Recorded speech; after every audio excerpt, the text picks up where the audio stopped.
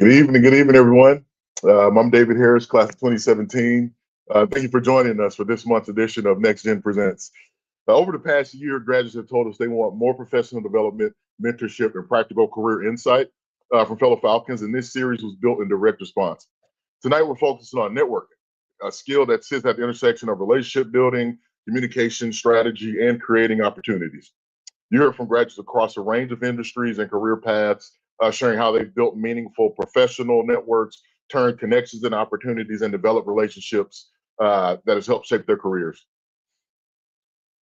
Networking can sometimes feel self-serving or even feel like a dirty word, but as Keith Barraza explains in his best-selling book, Never Eat Alone, uh, the goal is not simply to network. He actually refuses to use the word network. It's to connect and build genuine relationships. Tonight, we'll discuss how to build and maintain those connections across several seasons of professional and personal growth. We'll start with the period leading up to separation, how to prepare your network before transitioning, and then from there, discuss how to navigate the job search, and finally, continue building meaningful relationships once you're in that first post-separation role and beyond and throughout your career. We're excited to get this conversation started. Without further delay, I'll turn it over to our panelists to introduce themselves. I'll turn it over to LaShawn first.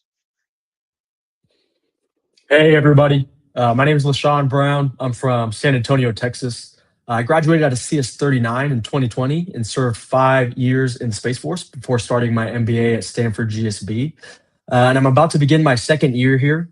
This past summer, shout out, David. This past summer, I did a consulting internship with Bain down in their Austin office, which is where I'll likely return next summer once I complete my MBA.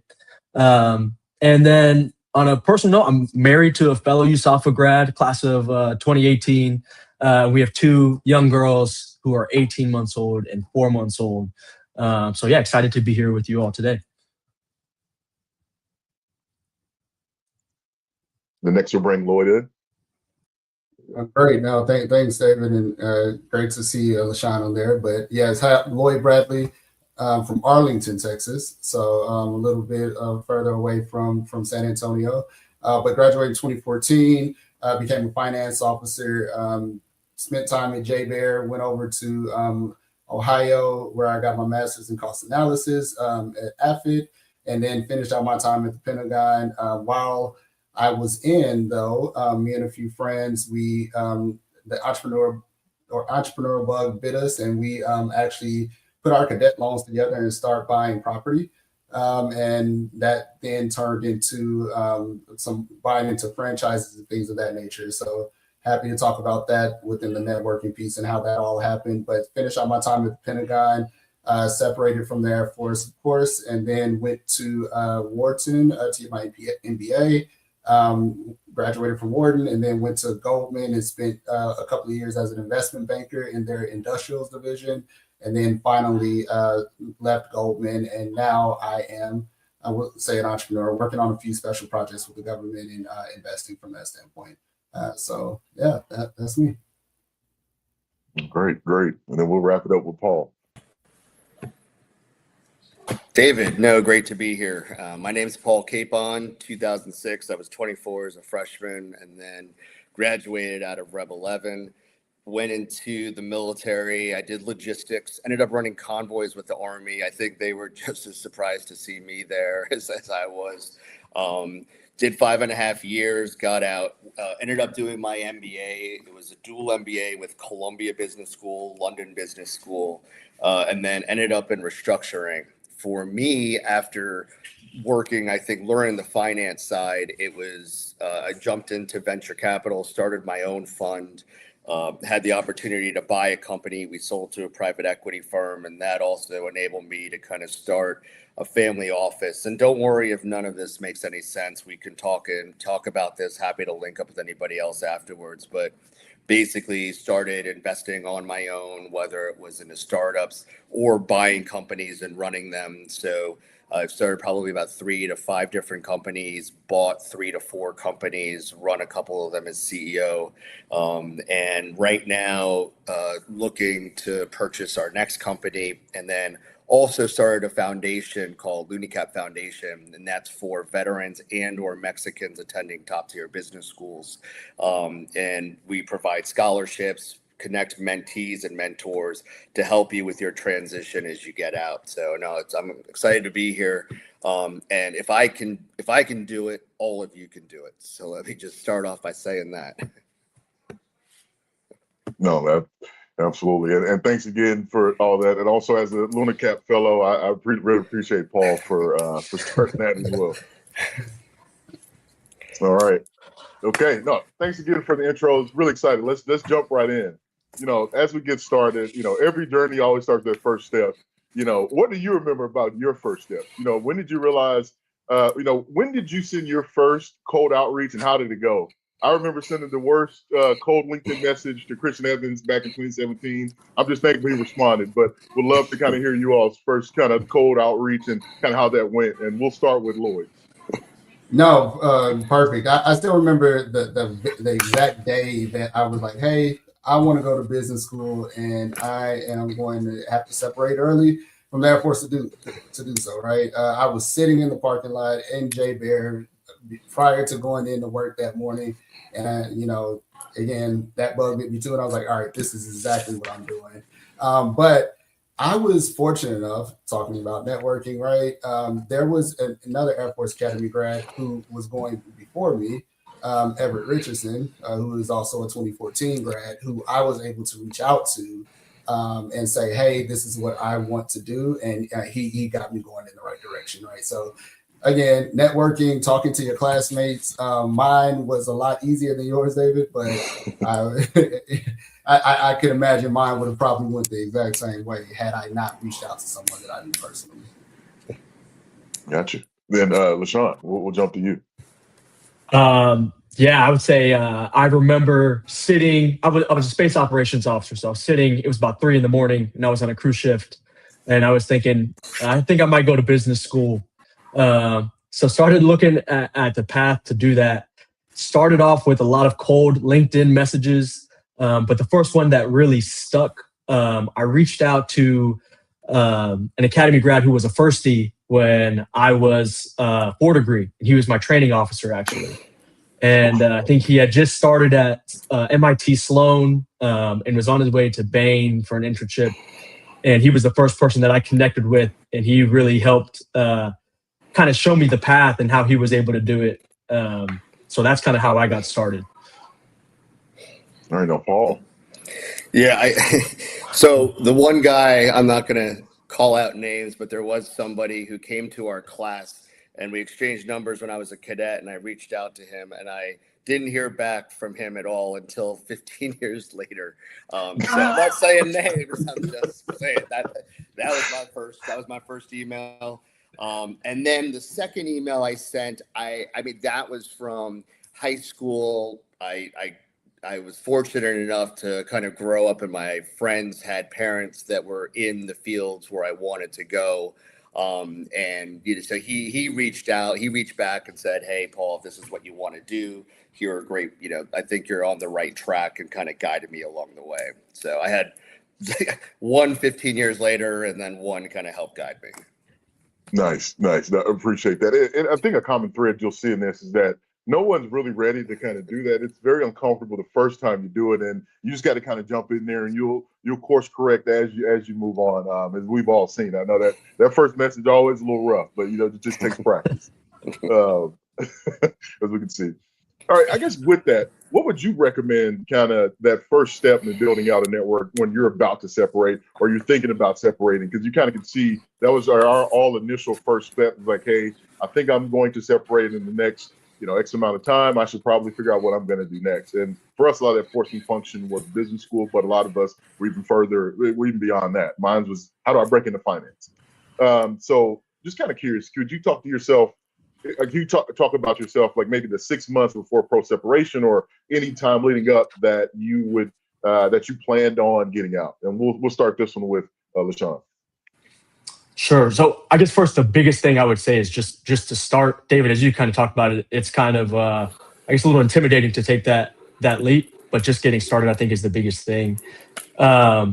In terms of preparing, one of the thing or a couple of the things that I did that really helped me out was I created a plan or a tracker of who I wanted to reach out to, what sort of my tie to that person was, whether they were another academy grad or I knew them from some other warm connection, and why I wanted to talk to them, like my objective of reaching out to that person. And then the other big thing that was big for me was having an accountability system. So I think the target I set for myself was reach out to 10 people a week and, try to talk to 2 of them. So having some sort of like measurable targets that I could hit each week leading up to the transition was really helpful for me to stay on track as I was leading up to separating.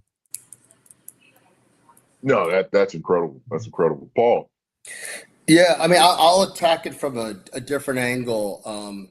I'd say there are a lot of people that reach out to me on LinkedIn, and there's not really an ask. There's not really much in terms of an objective. Just, hey, I'd like to talk, and I'll take the conversation if I have time.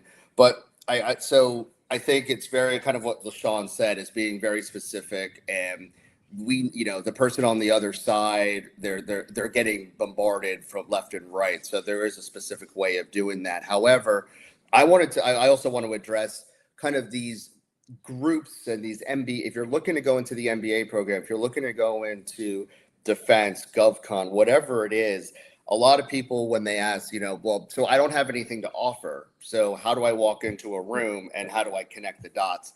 And I've always said that, walking into a room, you can almost just be the broker. If you have a genuine conversation with somebody, get to know what the other piece that they're missing is, and you then take that puzzle piece, put it into your pocket, walk around, you're going to start collecting puzzle pieces.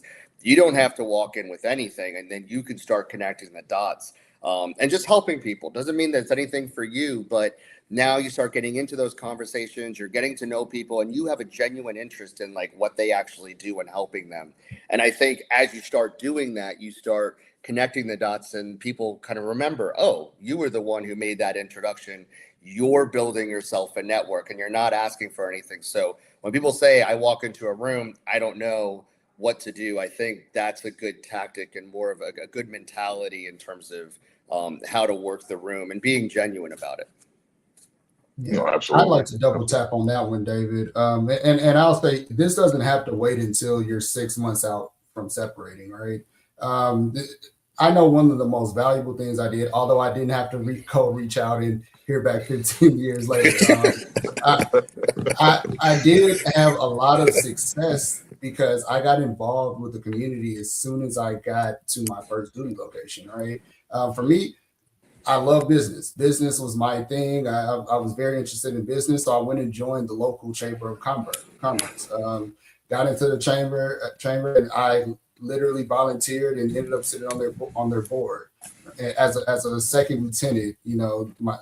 Going in right before I promoted to first lieutenant, but I was able to start making those connections, making those those relationships, and I guess start networking with folks, and that really helped me. I still talk to some of those people that I crossed paths with then, and some of those folks have gone off to business school, and they hadn't gone on to business school when I first met them, right? So now we're connected in another way, and it was because started hit the ground running rather than waiting before I was 6 months out.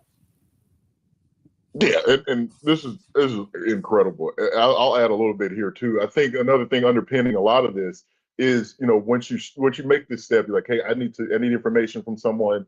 It can be intimidating. I think Paul kind of touched on it. It's like, will this person even respond to me? Whoever it is. And I think one of the things that you really got to focus in on with this piece is at the academy. I will admit, as someone who's gone to different schools, I know that people have gone more schools than I have.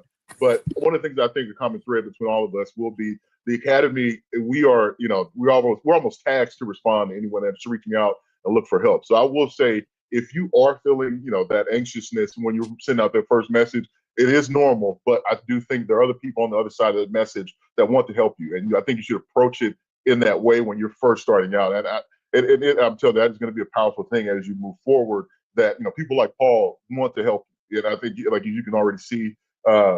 Here, and even though he's very senior as well in his career.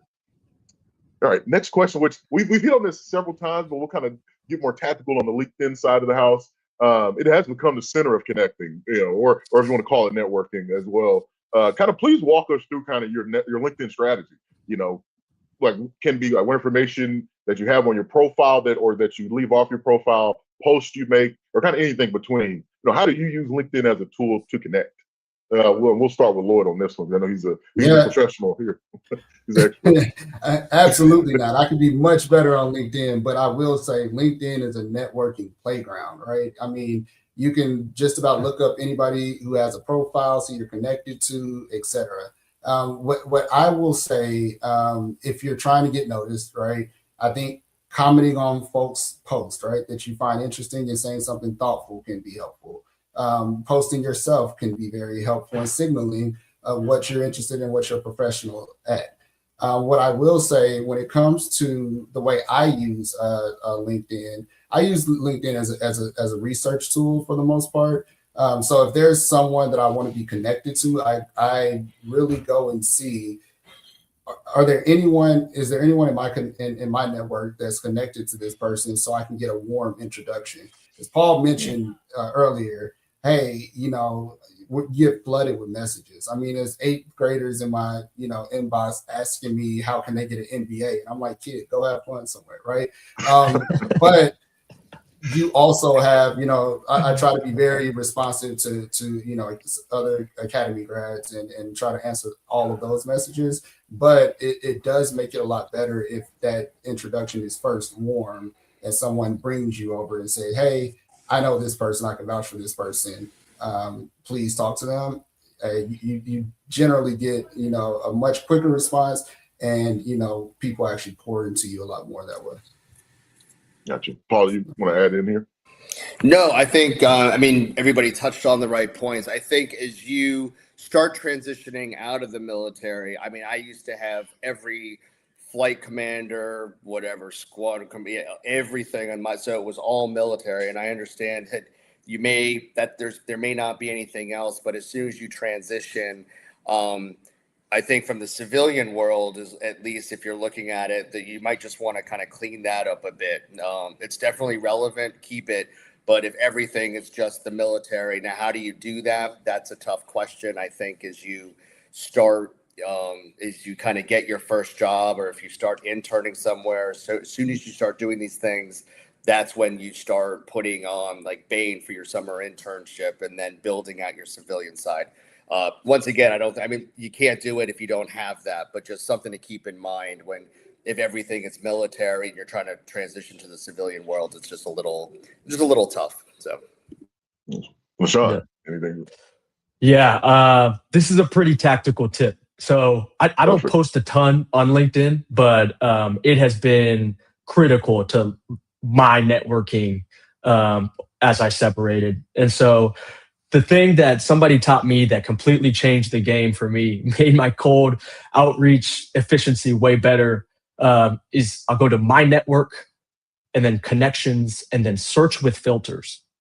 And so I'll filter by Air Force Academy graduates first, and then I find people that are USAFA grads that are at companies or at schools that I'm interested in or currently, or that worked there previously.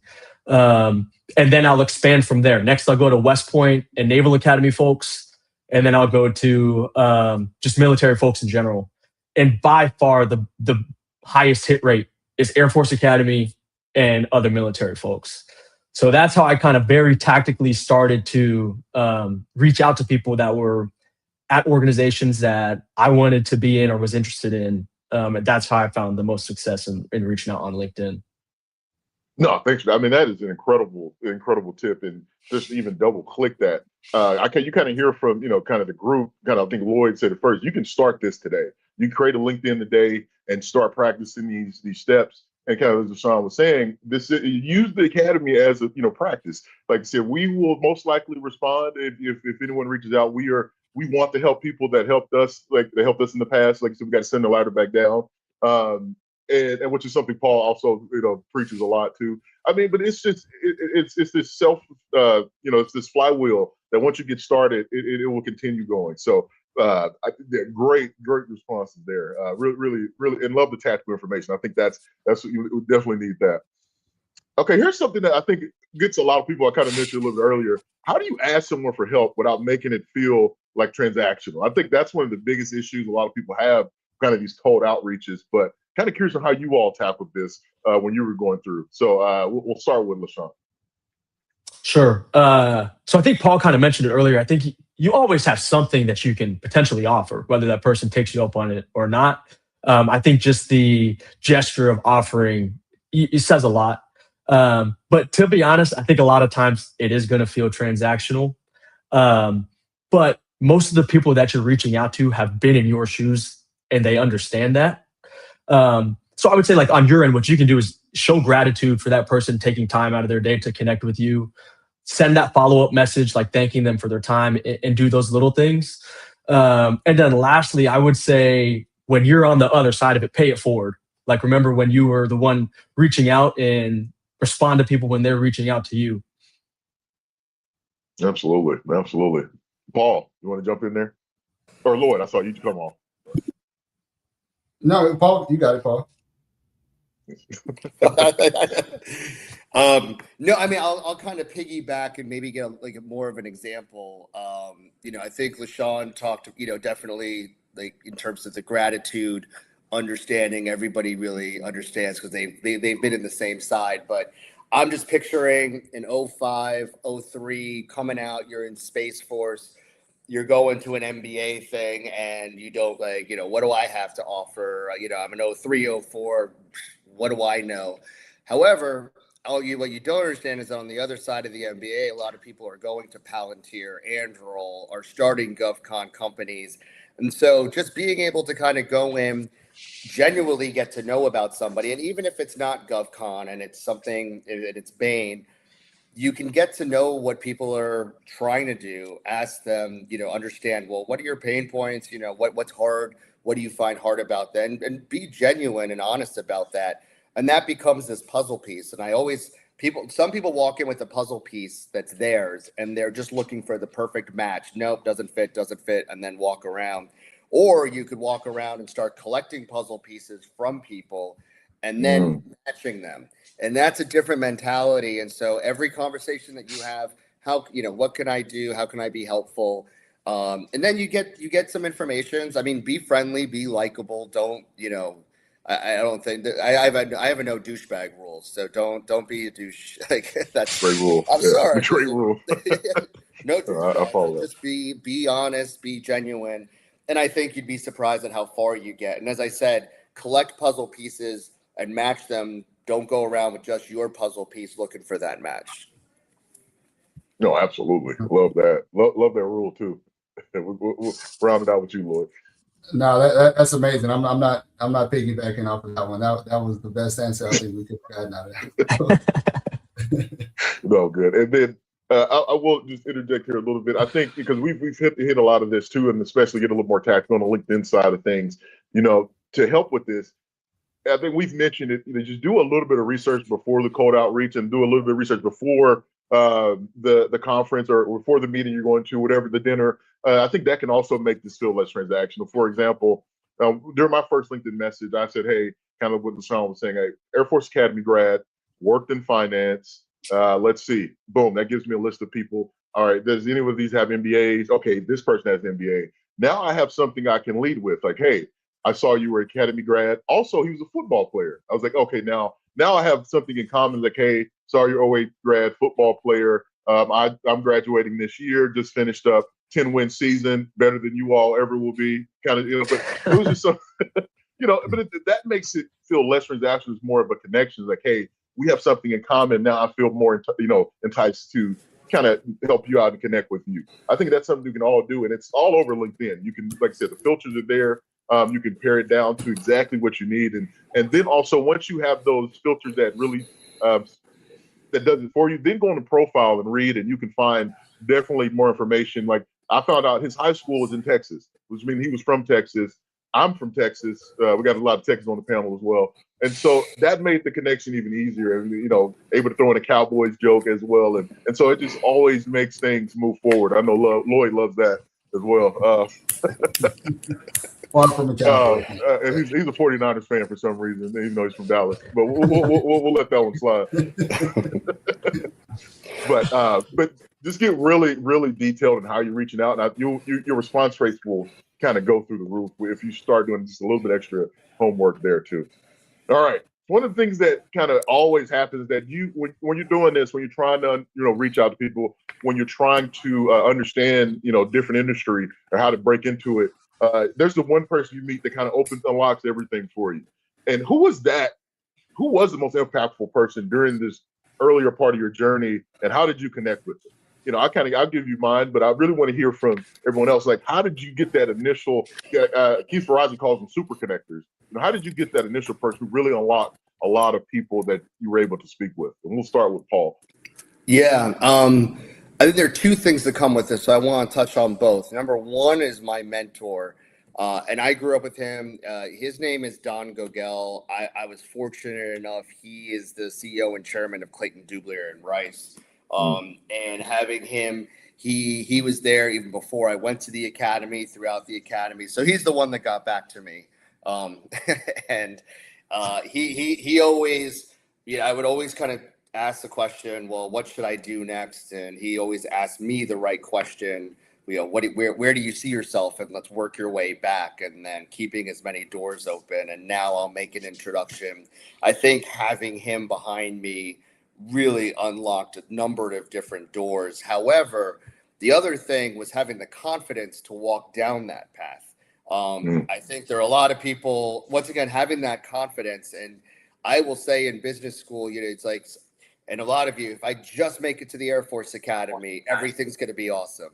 Okay, now if I just make captain, if I just make colonel, if I make general, everything's going to be awesome. All right, well, if I just make it to business school, there's always a just, it's just. There's always a next, if I just do this. And I think what I learned in business school was there was somebody next to me, and you go out, you hang out, they're doing something extremely impressive, and you hang out at night, you kind of think the next morning, you're like, well, if this clown can do it, like, if this clown can do it, because I know I can do it. And so there's a level of confidence that comes that anybody listening to this can do anything that we're doing. And I will say that right now, it's having that confidence and then having that person who will unlock those doors and then introduce you to the right people. But you kind of need both. So I went a little further, David, but I really wanted to talk about that clown and who that clown, No, I'm sure everyone appreciates that for sure. LaShawn, we'll jump to you. So I mentioned one earlier, the first my training officer when I was a 4 degree. His name was James Hanley, and so class he was 17, class president. He was huge for me. And then the second person, honestly, was David. Reached out to him when I was early in my MBA application process, and I would say, like, he gave me a lot of great tactical advice, but probably the most helpful thing he did was he gave me a book recommendation. Moneymakers by David Snyder and Chris Howard, which was huge for me. And so if I haven't told you enough already, thanks, David, for all your help through my process. I appreciate it. And like I said, you'll see this circular. Like I said, I say the same thing about Paul. I say the same thing about Lloyd as well. He was during basic training, he was one of the leads there. And he was training me as well. And I think you can kind of see this connectivity that once you just start reaching out, it just becomes habit. And like I said, I appreciate the kind words. So I'm glad. I don't think I was like pushing the train. I don't think I did much, but I'm just glad I was a part of the journey. And we'll round it out with Lloyd. Yeah, LaShawn, he made me read Moneymakers too, so it's somewhere back here. But I can't name one person, man. I definitely had a village, right? And it was a village of academy folks. I'll say, Christian Evans was one of the first people to tell us about Goldman Sachs and help us out there. I'll say Ed Hopkins, was one of the first folks to say, hey, you should probably consider an MBA. You have Everett Richardson, who I mentioned, was one of my first calls when I said, hey, I think I want to do this. You got Mark Folson, who was instrumental, TQ. I mean, the list goes on, right? Of folks that were extremely helpful. You were helpful. When I was going through my MBA process, we were going through that process studying the GMAT at the same time together, right? Wale was also there, class of 2013. So it's a village. And like I said, I can't point to one person to open that door, but I'll say the entire village helped there.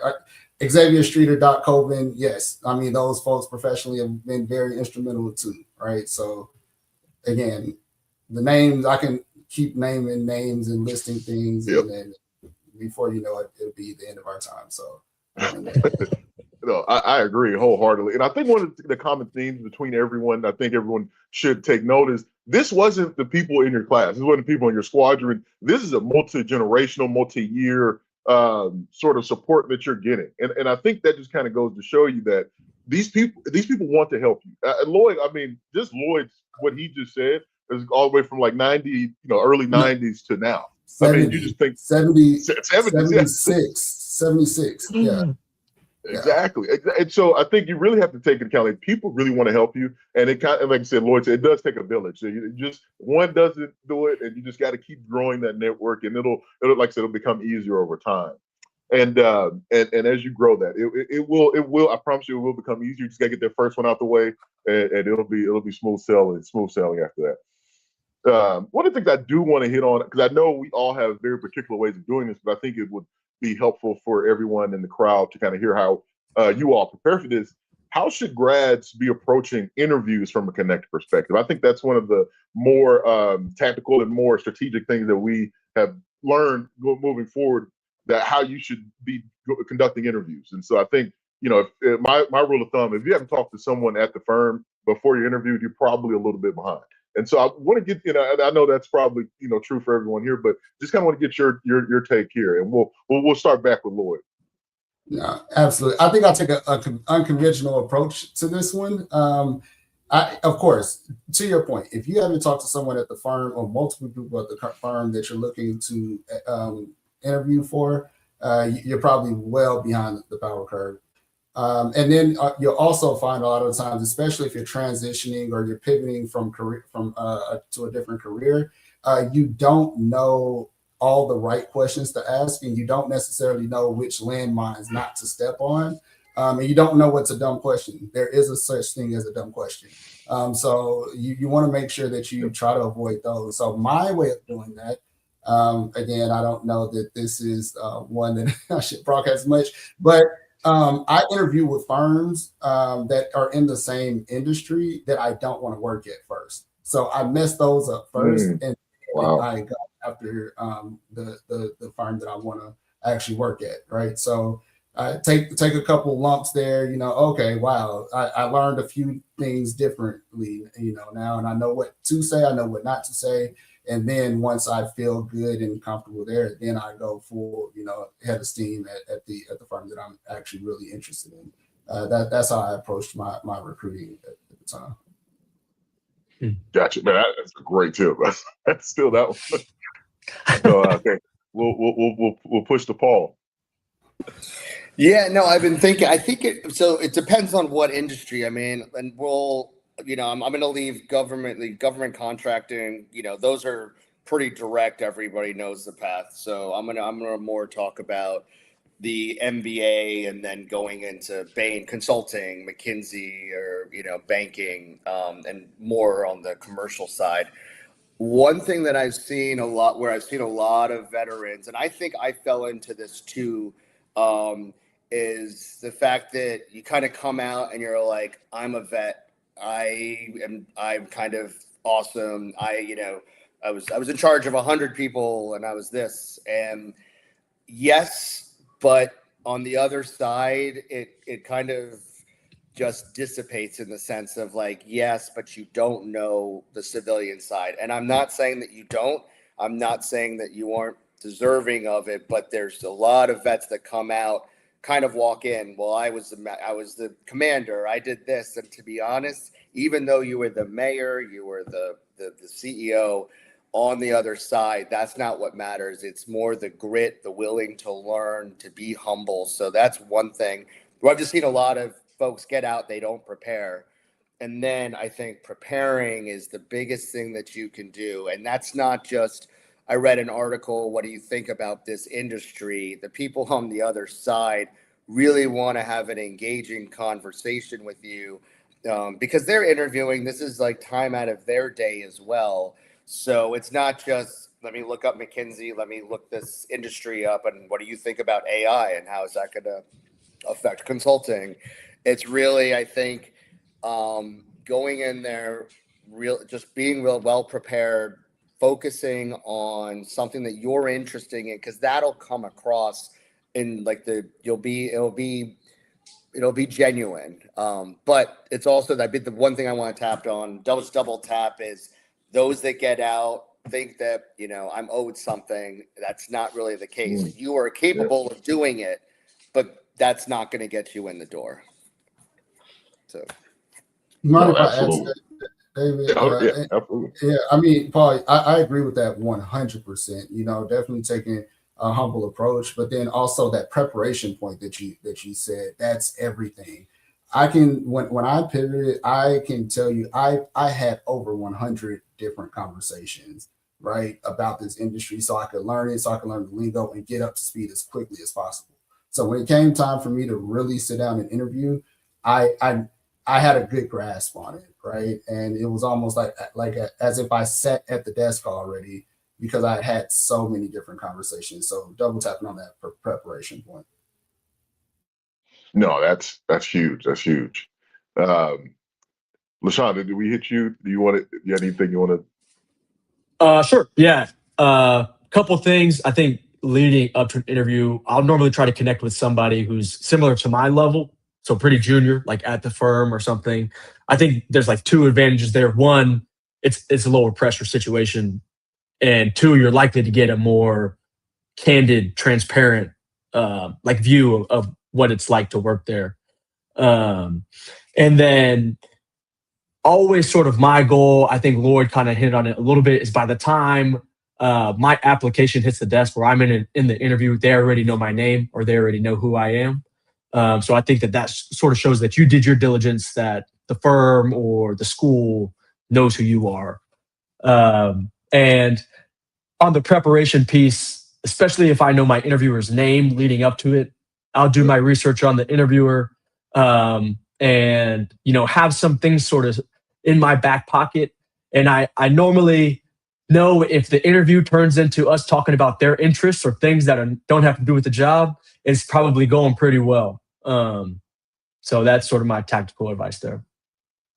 No, and I'll jump in here as well. I love what Sean brought up is like, hey, who do you even reach out to in the firm to kind of get this information? And I think that's important too. I think it's a lot easier to get a hold of someone that's on your level, maybe the job that you're going to do. That way you actually know the job and you can then come prepared with better questions. I think incredible. And also, I mean, on the flip side of that, you also, I mean, this is a little bit more higher risk, obviously.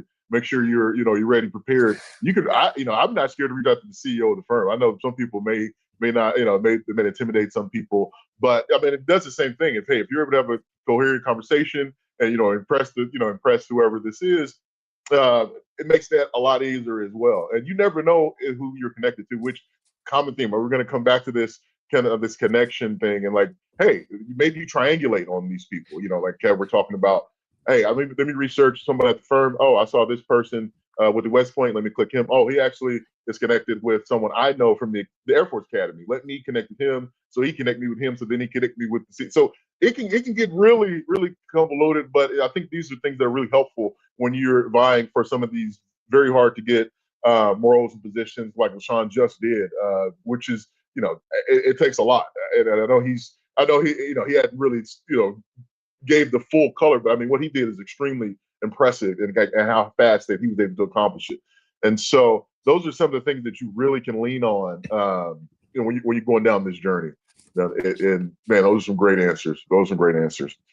Another thing that I was really wanted to tap into was, what's one mistake you made earlier on in your career when you were going down this journey? Like we said, this isn't one no one was perfect out the gate. was like, well, there's something that you wish you would have done a little bit earlier. Like, hey, maybe I should have created a LinkedIn, when I was a junior versus when I was a first or second lieutenant. I'm just kind of curious from the crew here. Like, what is something that you wish you would have learned a little bit earlier? And we can start with Lloyd in this one. Oh man, I'm struggling with this one. Let's see. Something that I wish I would have known or done earlier. I think I would have. I mean, for us going to business school, right, is what I think each one of us did.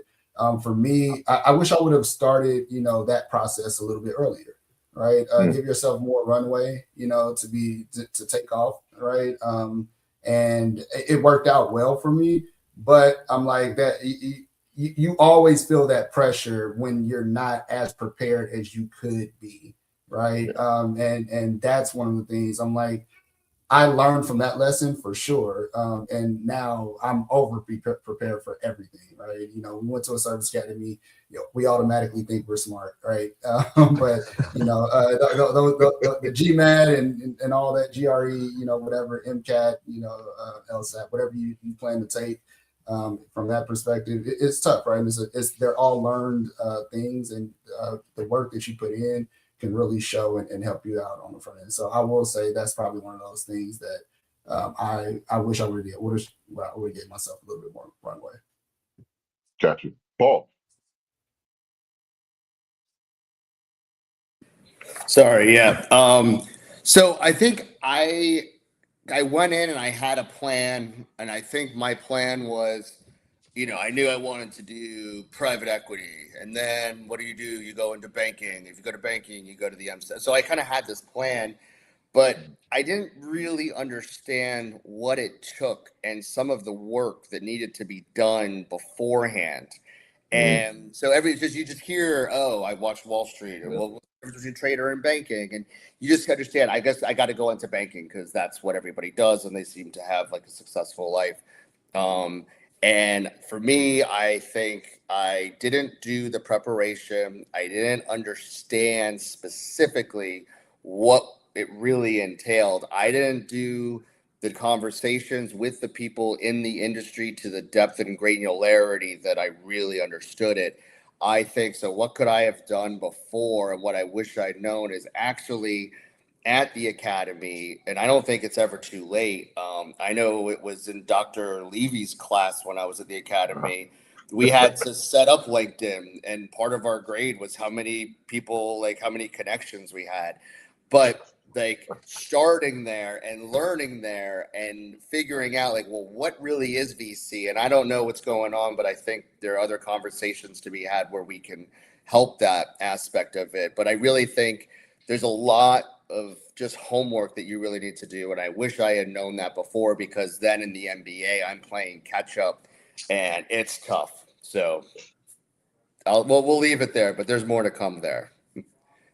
No, absolutely. LaShawn, we'll close out.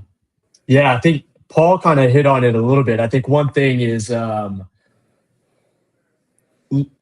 thinking that I have to do what everybody else is telling me I should do, based off my background or what everybody else is doing around me. And so I think that requires some of your own research and figuring out what you're actually passionate about and what your career goals are and what makes sense for that path to follow or not follow. And then the second thing I would say is kind of shifting my mindset about the things that made me a non-traditional candidate or applicant for roles. I found that once I kind of leaned into the things that I thought were hurting me, it actually helped me so much more stand out as an applicant and differentiate myself. No, absolutely. And all and I think, this is incredible. I think, and please, hopefully everyone's taking notes here. This is just a master class on how do you get from point A to point B in a very efficient way, and when that journey is very tough. So I want to thank the panel here. We're going to conclude the open question portion of the of tonight, and I really want to jump directly into kind of our rapid fire questions. I'm sure these are going to be some great answers, and I'll throw in some answers here as well. And please feel free. It doesn't necessarily need to be networking related. It can be about anything, about anyone. But just want to give the audience a chance to get to know you a little bit better. just in case they can reach out via LinkedIn with some personalized notes. So like I said, there you go, right there. Okay, first one. What is the best and or worst advice you received during your transition? Because I think we were just kind of hitting that. We'll go with that, and we'll start with LaShawn. Best advice I've gotten is really solidify how to tell your story. Gotcha. Lloyd. Prepare is the best advice. The worst advice I gotten is you're an academy grad, you're the smartest person in the world. Hey, that doesn't help with transition. Yes. All right, Paul. Yeah, you took mine. Yeah. Sorry, Paul. Well, I'll start the next one, the next rapid fire. Oh, good. And I'll throw it in here too. Funny enough, I got this advice from Lloyd, which he kind of glossed over a little bit, joining the Chamber of Commerce board, which is, that was a phenomenal achievement. That's one of the things I also will throw in there is, anything that you're passionate about, nonprofit wise, like go out and join those boards. They're looking for young, hungry, people transitioning, or maybe just hungry. You don't need to be young, essentially. But and you really can meet a lot of people on those boards. If you look a lot of nonprofit boards, there are a lot of those industries that we're looking to break into and whatnot. The worst advice I actually received was it was from I won't name any names, but it was an officer who was very senior who told me, why did I want to go get my MBA at a school like Stanford when I could just do it online? So I will say, maintain the Air Force core value, excellence in all we do. And so I think that was something that I really did not listen to, and I'm glad I did not. All right. If you want to connect with anyone, dead or alive, coffee, drink, dinner, lunch, breakfast, doesn't matter, who would it be and why? We'll start with you, Paul. Yeah, I think Rockefeller. There's a lot. I just have a lot of respect for what he's built. The first billionaire, a very entrepreneurial, kind of saw the future coming, and it's lasted forever. I mean, there are a lot of reasons not to, but I think I'm very entrepreneurial. I love building things, and he was just kind of. I thought that was interesting, so that came to mind. Nice, absolutely, Lloyd. Paul took mine. Rockefeller. Are you serious? Yes. Right here. Yes. Wow. Absolutely. That's I'm like, because so we're on the same one. Yeah, all right. We're right there. But no, I double down on Rockefeller. Absolutely. Because I'm like, what entrepreneur, and they found a way to keep, the wealth in their family and trickle down the right. Paul, I gotta send you. Yeah, that is. Sorry, LaShawn. All right, not Rockefeller. I would say LeBron James. I think for me, like the way he's used his platform for good, and like all the philanthropic efforts that he's done is really inspiring to me. Plus, in my opinion, he's the best basketball player to ever play the game. So yeah, I'll back that up. I don't know. I don't know if we got some dissenters here. We'll have that debate another time. And then lastly, I would love to meet Reginald Lewis, who was a pioneer in the 80s and the 90s within finance, and still to this day, the only person ever to be accepted to Harvard Law School without applying. And I'll let you kind of read that story as to why. He was an incredible financier and student as well. All right, which is funny enough. Now we're going to move this. What's your favorite book, regardless of genre or topic? We'll start with you, LaShawn. I would say Shoe Dog by Phil Knight. Ooh, nice. Also, GSB grad. Want to throw that out there too? I'm sorry, Stanford grad. Stanford GSB. Paul.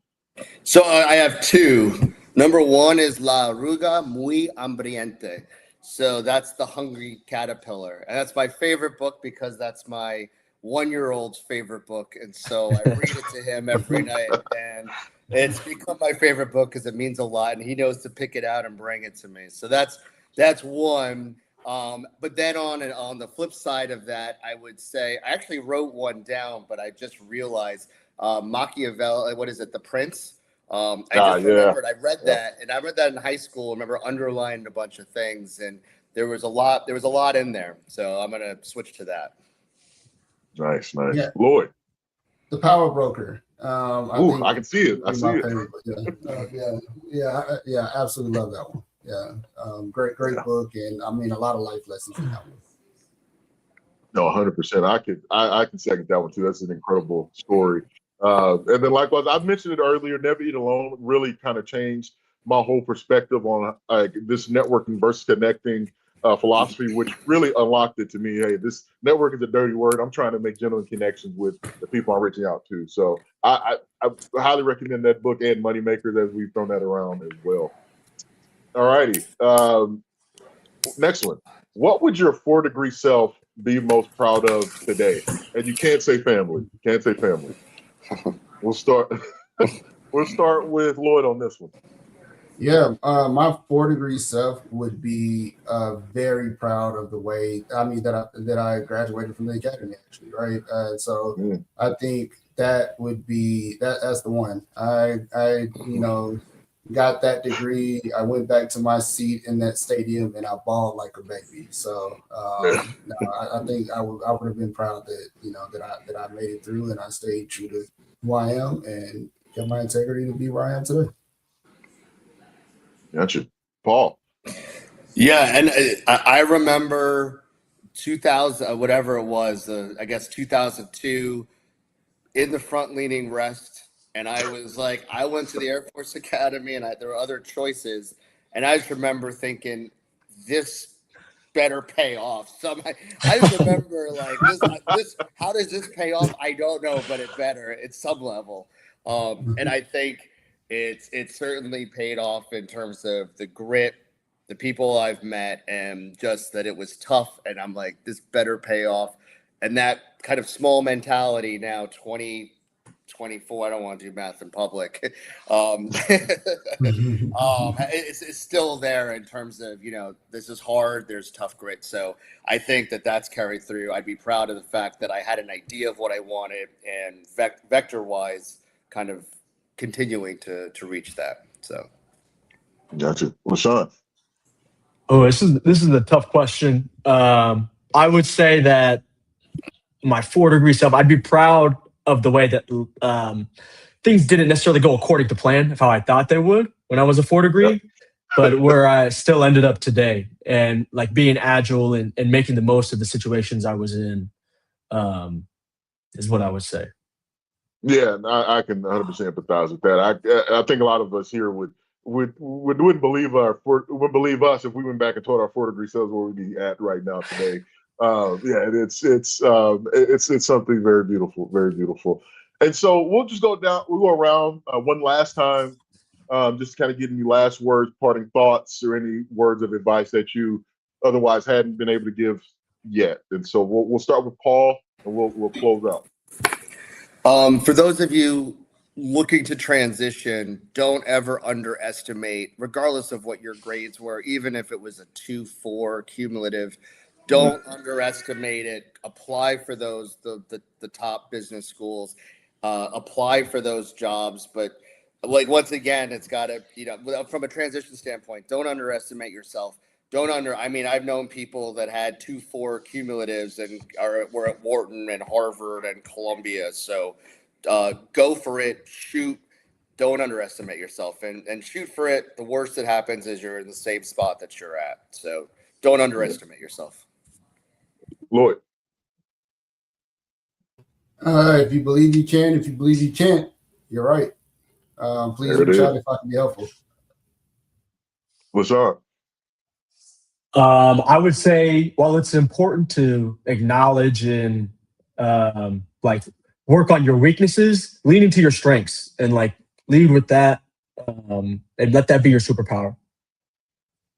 Absolutely. This has been an incredible panel filled with just so many nuggets of wisdom that has been gained over a lot of time and a lot of effort and a lot of work. And so I just want to, first of all, give everyone a virtual round of applause for joining. Please join me. Give a virtual round of applause for the panel here. And huge thank you for joining and giving your time to help impart some wisdom on us. I've learned a ton just sitting on this panel. I've known you all for a while, so I really appreciate that.